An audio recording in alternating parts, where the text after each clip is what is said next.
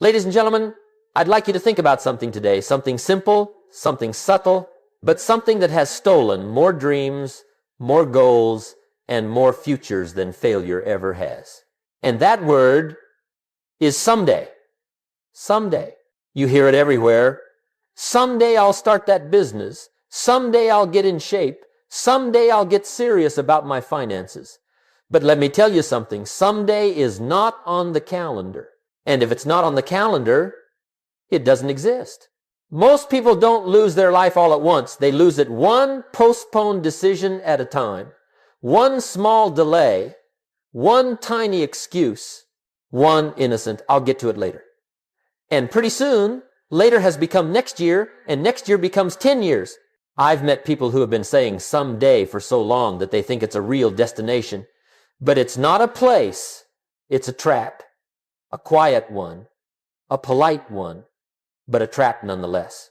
And here's the truth you must understand. Your future is not built on your wishes, your hopes, or your intentions. Your future is built on your daily actions. The little disciplines, the small steps, the consistent choices. That's where the direction of your life is written, not in the big moments, but in the ordinary ones you keep postponing. Someday steals your best years in the same way rust destroys metal, not loudly, not suddenly, but silently. You don't notice the cost until the bill arrives. And when it does, it's always higher than you expected. So today, we're going to talk about the someday habits, the invisible behaviors that quietly rob people of their dreams while they're still busy talking about them. But here's the good news. Once you identify them, once you shine a light on them, you can change them. And when you change them, you change everything that follows. Because the day your life truly begins to change is the day you stop saying, I'll try, and start saying, I will. And my hope, my friends, is that today becomes that day for you. Now let's begin with the first someday habit. And it's one you've heard, one you've probably used, and one that sounds perfectly reasonable. That's why it's so dangerous. It goes like this. I'll start when things calm down. My friend, if you are waiting for life to calm down, you're going to be waiting a very, very long time. Life doesn't calm down. Life isn't designed for calm. Life is designed for challenge, for movement, for unpredictability. That's why we grow. That's why we stretch. That's why we learn. If everything were calm, if everything were smooth, we'd never develop the muscle called character. We'd never develop the habit called resilience. We'd never develop the strength called discipline. See, the person who says, I'll start my project when things settle. I'll fix my health when the schedule opens up. I'll work on my finances when the pressure eases. That person rarely starts. Because the schedule never opens, the pressure never eases, and something always shows up to steal the time you thought you'd have. I tell people, don't wait for the storm to pass. Learn to walk in the rain. Because if you can begin when times are busy, you'll be unstoppable when life gives you a quiet moment. But if you can only act when the conditions are perfect, well, you'll be acting very little. The truth is simple. Conditions don't make you committed. Commitment makes your conditions irrelevant. When you truly decide, you don't ask the weather, the schedule, or your mood for permission. You start anyway. You take the small step. You do the little thing. You plant the seed even if the wind is blowing. And here's the magic. The moment you start, no matter how small, the action life begins to rearrange itself around that decision. Not before, only after. The start creates the momentum. The movement creates the clarity. The action creates the pathway. So the next time your mind says, I'll start when things calm down, let me encourage you. Begin anyway. If it's only 10 minutes, begin. If it's only one page, begin. If it's only a single walk around the block, begin. Because the habit of beginning is far more important than the size of the beginning. Busy or calm, pressure or peace, storm or sunshine, your life won't change when things get easier. Your life changes when you get stronger. Now let's take a look at another classic, someday habit, one that sounds hopeful, even optimistic. People love this one. They say it at parties. They write it in journals. They whisper it to themselves right after they break another promise. And it goes like this. Next year, I'll get serious. But let me ask you a very important question. Why wait for next year to do what you know you ought to do this week? Ladies and gentlemen, the calendar does not make you disciplined. January 1st does not make you committed. A new year does not give you a new life. Your decisions do. Here's the trap. People think time carries magic. They think the flip of a calendar page brings a flip in their character. Oh, next year I'll get healthier. Next year I'll fix my finances. Next year I'll start reading, learning, growing. But here's the truth. If you bring this year's habits into next year, you'll get the same year all over again. Life doesn't change because the numbers change. Life changes because you change. And that change doesn't happen on January 1st. It happens on a quiet Tuesday afternoon when you finally say, enough. I begin now. Jim Rohn used to say, don't let another year slip by with last year's behavior. And he was right. Because it's not the passing of time that changes you, it's what you do with the time. And most people repeat the same 12 months over and over and call it a life. If you want next year to look different, here's the secret. This week must look different. Just this week. Not your whole life. Not your whole year. Just the next 7 days. 7 days of reading instead of scrolling. 7 days of saving instead of spending. 7 days of walking instead of waiting. 7 days of action instead of intention. That's enough to create momentum. Because momentum doesn't come from a big commitment, it comes from a small, kept promise. Let me give you a simple practice that will change the direction of your next 12 months. Review your week. That's right. Sit down quietly once a week and ask yourself, what did I do well? What did I neglect? What moved my life forward? What stole my time? What one thing will I do differently next week? Your life improves when your review improves.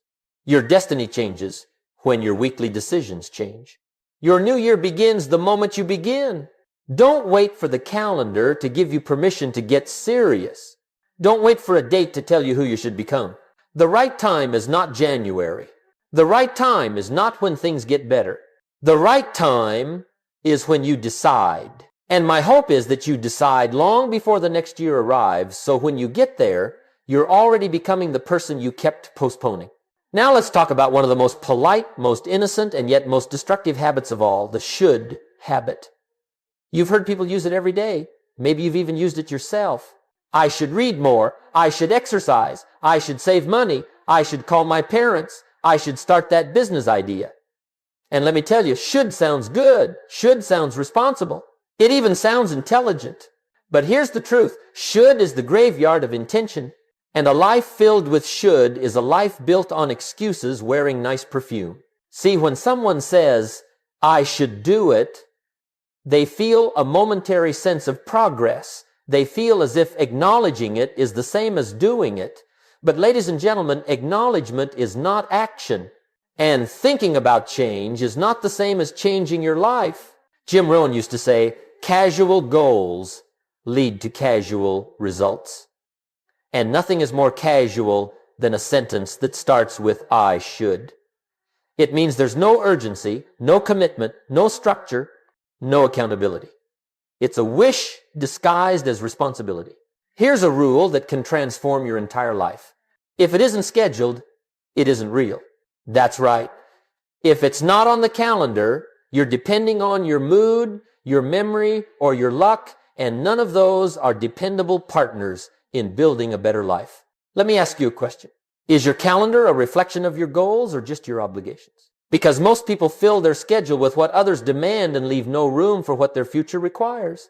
They treat their dreams like leftovers, something they'll get to only if there's time at the end of the day. But there's never time left over. Life will spend your hours for you if you don't spend them yourself. The people who grow, the people who change, the people who advance, they do something very simple. They schedule their priorities. They write down the top 3 things that matter this week and they put them on the calendar like appointments. Not suggestions, appointments. And once it's on the calendar, you honor it the same way you'd honor a meeting with your boss. In fact, you are meeting someone more important. You're meeting your future self. Let me give you a picture to remember. Your calendar's a mirror. If you open it and see only errands and obligations, you're looking at a life of maintenance, not progress. But if you see learning, planning, exercise, financial review, gratitude, skill building, then you're looking at a life in motion. So when you hear yourself say, I should do it, pause. Replace should with I will.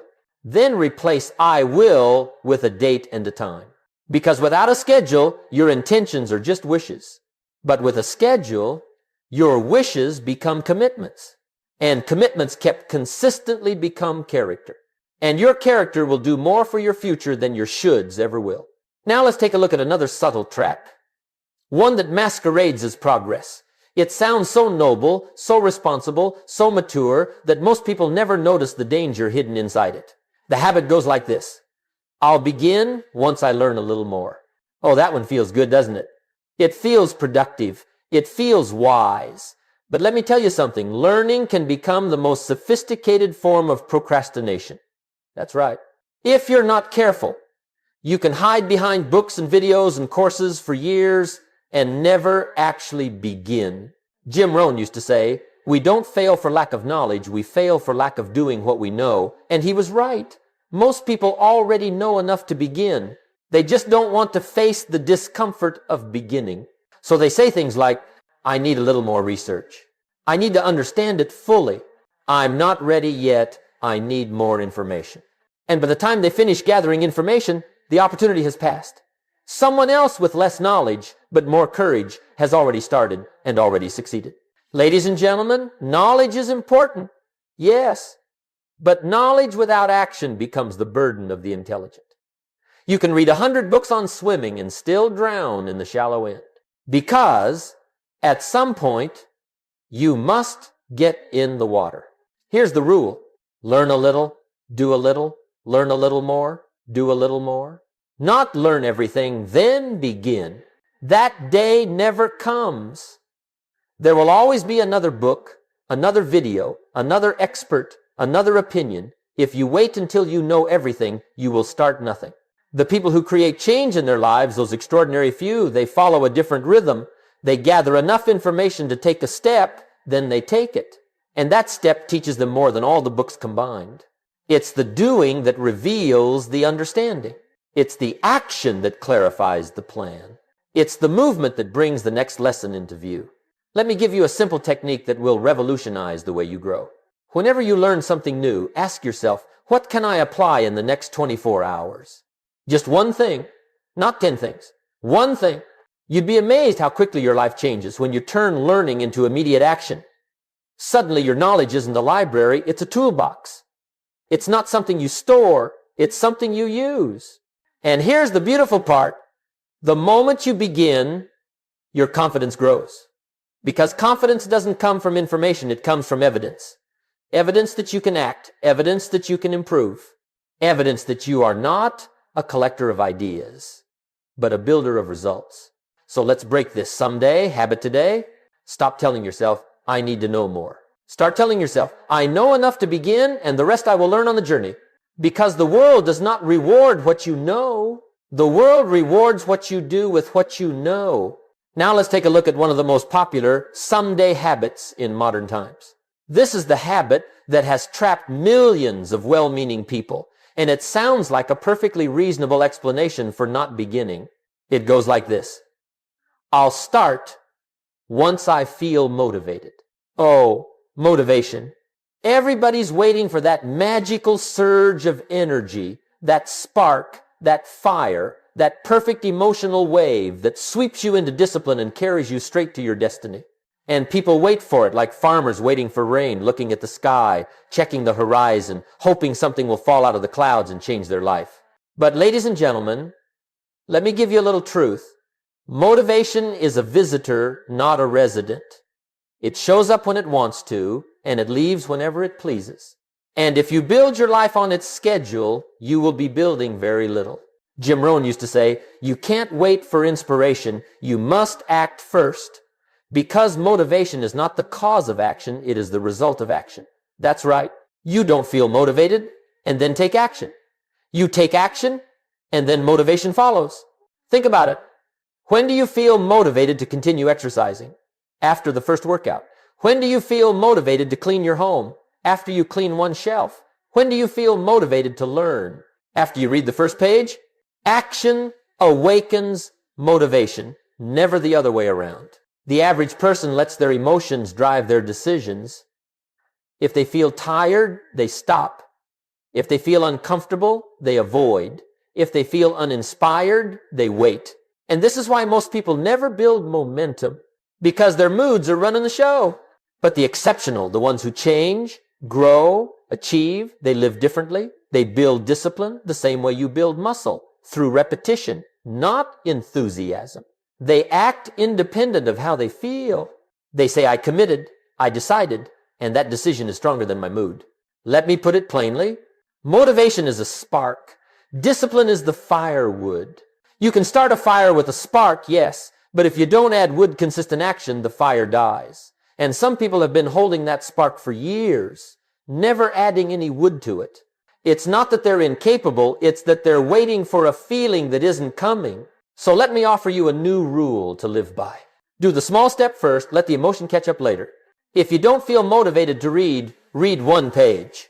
If you don't feel motivated to exercise, do 2 minutes. If you don't feel motivated to work on your dream, spend 5 minutes. Why? Because once you begin, the resistance melts, and the beginning creates the desire to continue. Remember this. You don't need a 3-hour burst of motivation to change your life. You just need one small act done consistently. Not impressive, consistent. The day you make discipline more important than motivation, that will be the day your life begins to shift. Because motivation is a guest. Discipline is a companion. Motivation is excitement. Discipline is character. And character will take you where motivation never could. Now, let's look at a someday habit that has fooled more good people than almost any other. It sounds logical, even strategic. It goes like this. When life gets easier, then I'll improve. You've heard it. You've probably said it. When things slow down, when I have more time, when I'm less stressed, when the pressure lifts, then I'll finally get serious. But here's the truth, my friends. Life does not get easier. You get stronger. And that difference right there determines the whole direction of your future. Jim Rohn used to say, don't wish it were easier, wish you were better. That's one of the great philosophies of life, because wishing for an easier life is wishing for fewer opportunities to grow. It's wishing for fewer challenges to strengthen you. It's wishing for a world that never existed and never will. Let me tell you something plainly. The people who wait for life to get easier never catch the moment when it finally does, because it never does. Life always has something going on. Family challenges, work pressure, finances, health concerns, emotional burdens, responsibilities, interruptions. And if by some miracle everything calms down at once, well, give it a week, the next wave is already on its way. So if you're waiting for ease, you're waiting for a life that doesn't exist. Now, here's the wisdom. The purpose of improvement is not to make life easy, it's to make you capable. Capable of handling pressure, capable of managing hardship, capable of pursuing opportunity even in chaos. Growth is not a luxury for peaceful times. Growth is a necessity for turbulent times. And guess what? Life is mostly turbulent. Let me give you a picture. Imagine a sailor who says, I'll learn to sail when the ocean stops moving. Well, my friend, the ocean doesn't stop moving. It never has, and it never will. The sailor must learn not because the sea is calm, but because the sea is wild. Life is that sea, and you are that sailor. And your improvement is the sail that steadies your ship. Let me give you 3 simple practices that fit beautifully with this philosophy. Raise your capacity, not your comfort.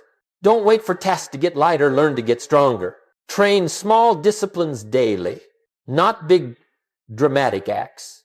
Small, consistent ones, like a push-up for the mind. Treat difficulty as a gym for your character. Every challenge is a chance to build the muscle you keep saying you don't have. Because here's the beautiful part. When you stop requiring life to be easy, life becomes manageable. When you stop asking for fewer problems, you discover you can solve more. When you stop running from pressure, You rise above it. So break this someday habit. Don't say, I'll improve when life gets easier. Say, I'll improve so life becomes easier to handle. The life you want is not built by waiting for calm. It's built by becoming strong enough to stand in the storm. Now let's move to the final four. Someday habits, the ones most people never notice because they don't shout, they whisper. They don't sabotage you loudly. They do it quietly, gently, politely. These are the habits that don't just steal your days, they steal your decades. And I want to walk you through each one in a single continuous movement because together they form the core of a life lived on hold. Someday habit hash 7. Someday I'll save money. Ladies and gentlemen, let me tell you one of life's great truths. If you don't have a plan for your money, someone else will. And most people do have a plan, they just call it someday. Someday, when they earn more, they'll save. Someday, when expenses drop, they'll invest. Someday, when life settles, they'll get serious about their financial future. But here's the trick. If you can't save a little from a small income, you won't save a lot from a big one. Because saving is not a number, it's a habit. It's not about the amount, it's about the discipline. Jim Rohn would tell people, don't let your income grow before your character does. Saving money is not something you do when you're rich. Saving money is how you become rich. And you can start with a small percentage. 5%, 3%, even 1%. But start. Because every dollar saved is a vote for your future, and every dollar wasted is a vote for your excuses. Someday, habit hash height. Someday I'll fix my relationships. This next habit hides in silence, in neglect, in the phrase, I'll call them later, I'll apologize later, I'll make time later. But here's the truth. Relationships do not break in a day, they break in the days you say someday. One small neglect doesn't ruin things, but 100 small neglects, that's a different story. Jim Rohn taught, neglect starts as an infection left untreated. It becomes a catastrophe. And he was right. If you have someone you appreciate, tell them now. If you have someone you need to forgive, forgive them now. If you have someone you need to speak to, speak now. Because the tragedy of someday in relationships is this. You always think you'll have one more chance until you don't. Relationships don't stay healthy by accident. They stay healthy by attention, by kindness, by presence. And those must be done today, not someday. Someday habit hash 9. Someday I'll take care of my health. Now this one is universal. People know they need to take care of themselves, but they treat their body like a rental car, drive it hard, neglect the maintenance, and hope it holds together long enough to get home. But ladies and gentlemen, your body is your home. It's the only place you have to live. I'll start eating better next month. I'll start exercising next season. I'll rest when I have time. But here's the truth. Your future strength depends on today's habits, not tomorrow's intentions. Health is a compounding asset just like money.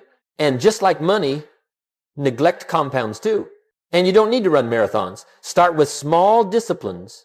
A daily walk, drinking water, sleeping properly, stretching, saying no to the 4th dessert. Simple things. But simple things compound beautifully. Jim Rohn said it well. Take care of your body. It's the only place you have to live. Don't wait for a wake-up call. Wake yourself up now. Someday habit has 0. Someday I'll change my life. And now we arrive at the largest, quietest thief of all the big one. The habit that steals more dreams than distraction, doubt, or difficulty ever will. It's the sentence, someday I'll change my life. People say it with hope. They say it with sincerity. But they forget one thing. Change is not an emotion. It is a decision. And most people never make that decision. Why? Because they're waiting to feel ready. Waiting for the perfect moment. Waiting for a clear sign. Waiting for certainty. Waiting for courage. But my friends, courage does not come first. Courage comes after you begin.